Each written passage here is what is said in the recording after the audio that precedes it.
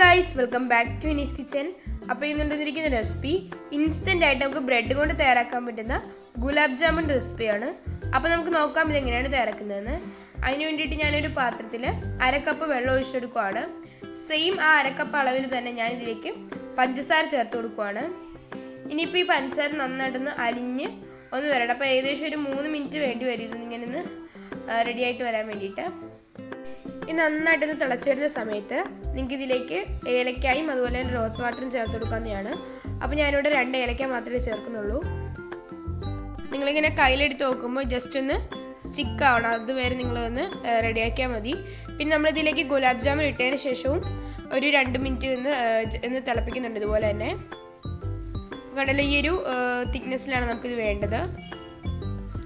അപ്പം ഞാനിത് ഓഫ് ചെയ്തിട്ടുണ്ട്. ഇനിയിപ്പം നമുക്ക് ഗുലാബ് ജാമിന് വേണ്ടിയിട്ട് ഇതുപോലെ ഞാൻ ബ്രെഡ് സ്ലൈസസ് എടുത്തിട്ടുണ്ട്. അതിൻ്റെ ഒരു സൈഡ് ഭാഗമൊക്കെ ഞാൻ ഒന്ന് കട്ട് ചെയ്ത് കളയുവാണ്.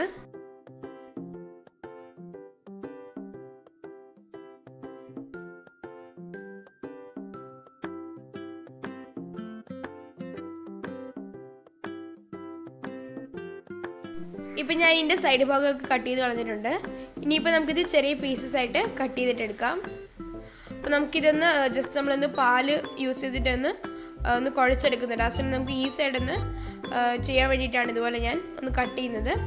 അതിനുശേഷം ഇങ്ങനെ നമ്മൾ പാൽ ഒഴിച്ചു കൊടുത്തിട്ടൊന്ന് നന്നായിട്ട് തന്നെ ഒന്ന് കുഴച്ചെടുക്കുക. അപ്പോഴായിരിക്കും നമ്മുടെ ഗുലാബ് ജാമിൻ്റെ ഒരു ബോൾസ് നന്നായിട്ട് സോഫ്റ്റ് ആയിട്ട് വരുന്നത്.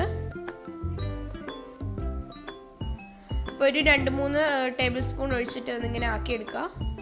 അപ്പോൾ ഇത് ആവശ്യം, അപ്പോൾ നിങ്ങൾക്ക് എത്ര നിങ്ങൾ എടുക്കുന്നുണ്ടോ അതിനനുസരിച്ച് പാലൊഴിച്ചിട്ടൊന്ന് റെഡിയാക്കി എടുക്കാം.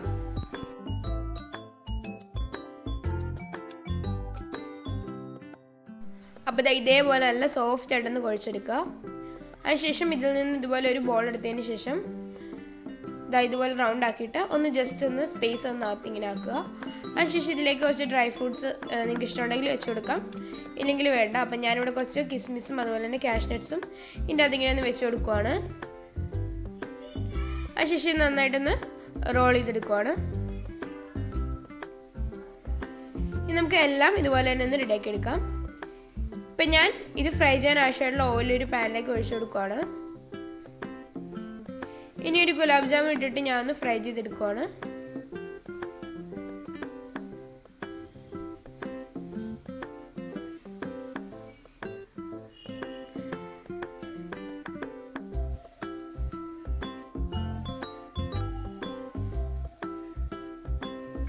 ഇത് തിരിച്ച് മറിച്ച് വിട്ടിട്ട് നന്നായിട്ടൊന്ന് ഒരു ഗോൾഡൻ ബ്രൗൺ ആവുന്ന അത്ര നേരം ഒന്ന് ഫ്രൈ ചെയ്തെടുക്കുക.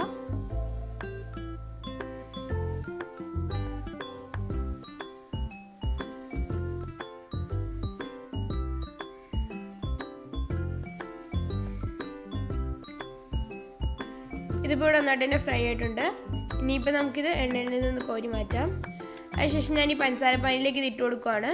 അതിനുശേഷം ഇതൊരു 2 മിനിറ്റ് ഞാനൊന്ന് തിളപ്പിച്ചെടുക്കുകയാണ്. അപ്പോൾ നമ്മുടെ ഗുലാബ് ജാമുനിലേക്ക് ഈ ഒരു പഞ്ചസാരപ്പാൻ നന്നായിട്ട് പിടിക്കും. ഇപ്പം നമ്മുടെ അടിപൊളിയായിട്ടുള്ള ബ്രെഡ് ഗുലാബ് ജാമുൻ ഇവിടെ റെഡി ആയിട്ടുണ്ട്. നമുക്ക് ഇൻസ്റ്റൻ്റ് ആയിട്ട് തയ്യാറാക്കാൻ പറ്റുന്ന ഒരു ഗുലാബ് ജാമുനാണ്. അപ്പോൾ നിങ്ങൾക്ക് എല്ലാവർക്കും ഈ ഒരു വീഡിയോ ഇഷ്ടപ്പെടും ഞാൻ വിചാരിക്കുന്നു. അപ്പോൾ നിങ്ങൾക്ക് ഈ വീഡിയോ ഇഷ്ടപ്പെട്ടാൽ തീർച്ചയായും ലൈക്ക് ചെയ്യുക, ഷെയർ ചെയ്യേണ്ട ചാനൽ സബ്സ്ക്രൈബ് ചെയ്യുക. സബ്സ്ക്രൈബ് ചെയ്യുമ്പോൾ തൊട്ടടുത്തുള്ള ബെല്ലൈക്കൻ കൂടി ഒന്ന് പ്രസ് ചെയ്യുക. അതിൽ ഓൾ എന്ന ഓപ്ഷനാണ് നിങ്ങൾ ക്ലിക്ക് ചെയ്യേണ്ടത്. അപ്പോൾ ഞാൻ പുതിയ വീഡിയോസ് ഇടുമ്പോൾ നിങ്ങൾക്ക് ഉടനെ തന്നെ നോട്ടിഫിക്കേഷൻ ലഭിക്കുന്നതായിരിക്കും. Thanks for watching.